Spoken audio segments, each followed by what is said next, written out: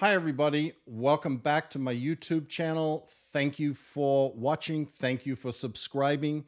This is the second new video that I have done. And this one is the first part in a series that I am going to call What Your Taxpayer Dollars Subsidize. And it will consist of footage that I've taken or other people have taken over a number of years of Scientology engaging in what Hubbard called a noisy investigation. And a noisy investigation is first found in Hubbard's writing that he called the HCO Manual of Justice. This thing is a little hard to find. I have it on my blog. I will put a link to that in the description of the video below. But here is what Hubbard said in that writing about investigations in Scientology. He says, when we need somebody haunted, we investigate. When we investigate, we do so noisily always, and usually mere investigation damps out the trouble even when we discovered no really pertinent facts. Investigation to us in Scientology is a fine art, and boy, are they proud of that.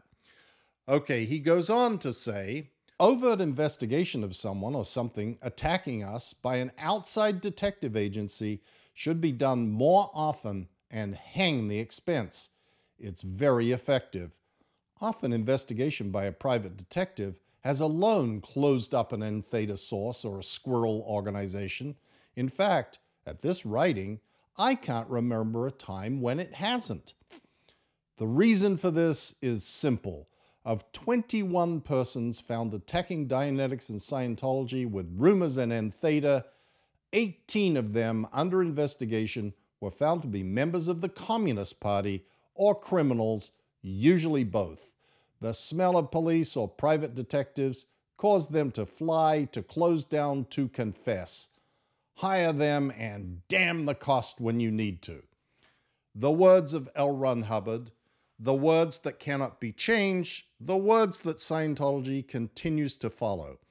They continue to engage in noisy investigations to try and tamp down and eradicate us. I don't know what we are. Members of the Communist Party and criminals, I guess. This is despite the fact that it has proven to be very ineffective and, in fact, has blown back on Scientology numerous times.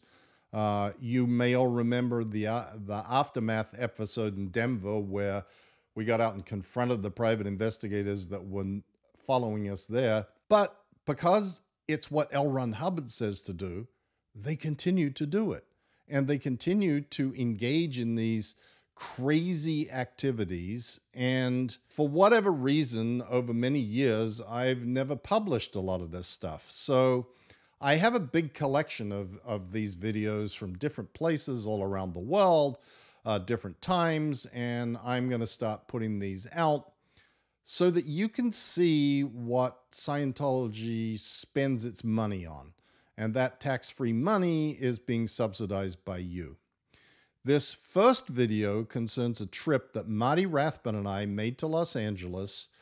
We were actually going there to visit the FBI and to brief them and answer the questions that they had. When we arrived in Los Angeles, we were met at the baggage claim at LAX. And the person who met us was a private investigator named Dave LeBeau, L-U-B-O-W. And LeBeau was like the chief Scientology PI at the time. He was a protege of another Scientology, the original Scientology bad boy PI, Gene Ingram.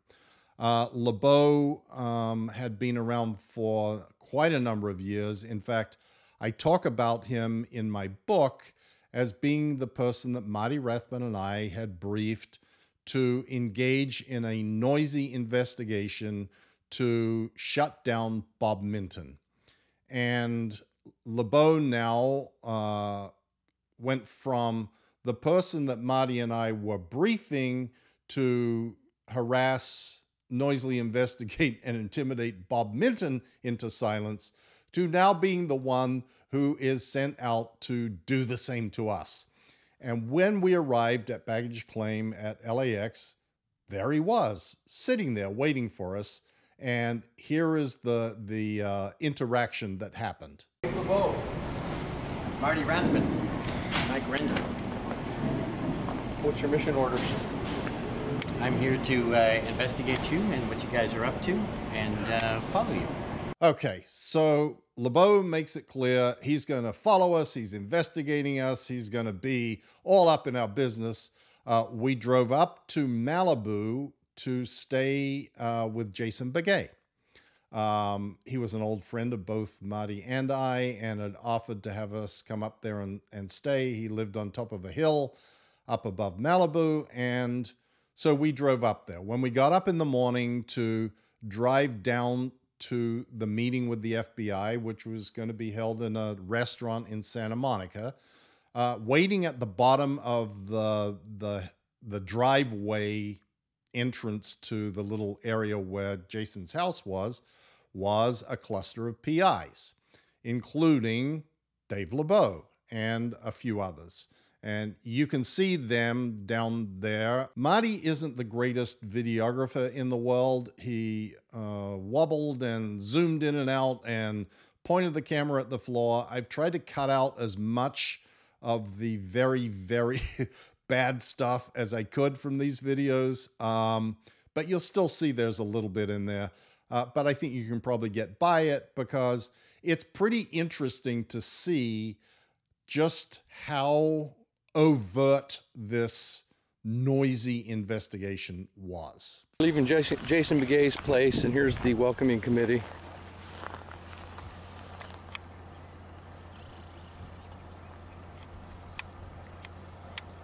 Led by Dave LeBeau, who's that guy right down the right. And this is the PI committee for Mike Rinder and I. So we drove down the hill. They are waiting for us as we turned down to go to Pacific Coast Highway. Of course, they all peeled out and followed behind us. When we got down to the light to turn on left onto Pacific Coast Highway, there were more PI cars there. And in fact, they formed a convoy. They had cars in front of us. They had cars behind us, a pickup truck and a van and a bunch of cars and SUVs. They had ones alongside us on both sides. Whenever we would come up to somewhere where it was going to be possible to make a left turn and perhaps escape from the cordon that they had formed around us, they would slow down and put a car in the left-hand turn lane. And then when we went by, they would move out. So they didn't make the turn, but we couldn't have made the turn either. In charge of the PIs, and then there is the 4 cars behind us. The Silver Edge, the blue HHR, and then there's 2 behind that. Silver Grand Cherokee. Silver Grand Cherokee. I can't see him from here. I'm trying to narrate. He's right behind the HHR. Okay. So there's 3 directly behind us, 1 in the right lane and 1 in front of us. Convoy. 3 in the front blocking it. These guys are going like 25 miles an hour in a 45 zone, holding up traffic for miles behind us.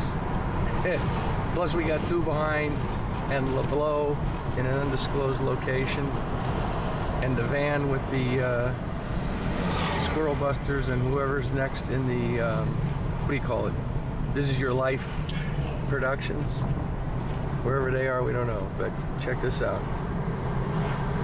All right. In any event, this procession of people, they were probably being paid, I don't know, $50 an hour, very conservatively. I would say each PI was earning $50 an hour. They had to get there really early in the morning to make sure we didn't slip out before they arrived. So they probably got up in LA at 5 o'clock and drove out to Malibu and was stationed there from 7 a.m. And then they spent the entire day with us until we retired that evening. Let's just conservatively say that they were working for 12 hours, and each of them was $50 an hour. That's $600 a person. There was 8, maybe 10 of them. Let's just say 10, easy number, $6,000 a day, plus car rental, plus expenses, plus gas, plus whatever. So you're talking about a serious amount of money. And when that goes on day after day, as it did on this trip to Los Angeles, this is a very expensive proposition. And this money is money that is coming from Scientology's tax-free money. And that's what you are subsidizing. In any event, this trip down to Santa Monica, when we pulled up to the restaurant where we were meeting with the FBI agents, we parked in front and they parked behind, they parked in front, they parked across the street, they were driving around the block. There was a procession. In fact, I went inside the restaurant and I told the FBI agents, if you come outside, we're going to drive around the block and come back, and you can see the procession of vehicles.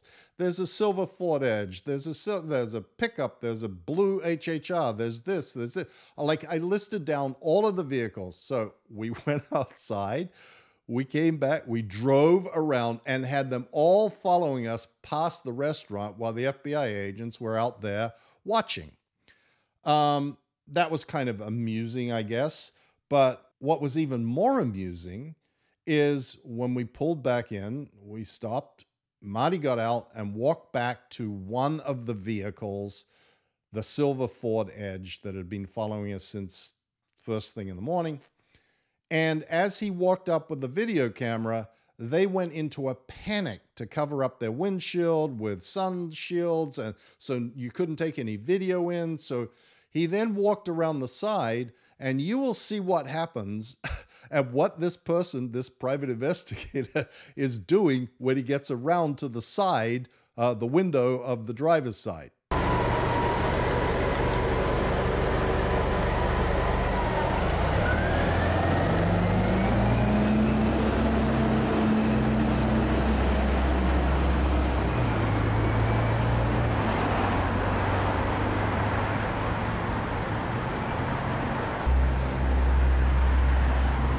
Jason hockey mask.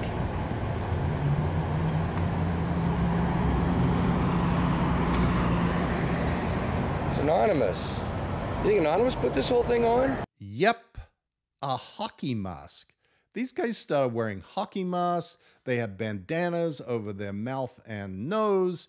They wore big sunglasses. They wore hats. Everything and anything so that their image couldn't be on video.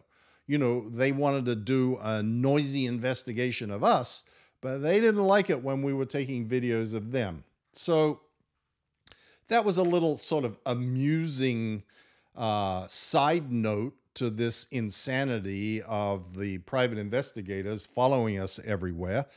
I will be doing a bunch more of these because I really do think it's valuable for the world to be able to see this is what Scientology does with its money. Because there is no way that this sort of activity is legitimate tax-exempt activity. In fact, there is a part of the IRS code that talks about public policy violations. And public policy is this very vaguely described thing that you're not supposed to do things that are not within keeping of what's acceptable in society. And unfortunately, there is only one lawsuit that interprets this that was decided by the US Supreme Court, and it's the Bob Jones University case. And I've written about this on my blog too, and I will link to that in the description below. But the Bob Jones University case, the United States Supreme Court said that Bob Jones University was no longer entitled to tax-exempt status as a religious organization because they discriminated on the basis of race, sex, and perhaps other things on their admissions procedures to the university. And the Supreme Court said, look, you can do what you want. If this is your religious belief that you don't want these people in your university, that's fine. But you don't qualify for tax exemption. And unfortunately, this is the only thing that has been determined by the courts to interpret what a violation of public policy means with respect to tax exempt status. So nobody has brought this issue of Scientology hiring private investigators and lawyers and buying Google space and ads to harass and destroy their enemies. I don't think that there are many taxpayers in the United States who would agree that their tax dollars should be used to subsidize this sort of activity by a religious organization. And I think that this is a real Achilles heel for Scientology that nobody has yet put a spear through. I will keep working on it. I will keep doing these videos so that there is an easily found record of all of this stuff. And there is much more to come. Like I said, this is just part one. And again, I thank you for watching this video. I thank you for subscribing. I thank you for supporting Aaron and Mark and the Aftermath Foundation and everybody that is working to try to expose these abuses of Scientology so that they can be ended. Thanks so much for watching. See you next time.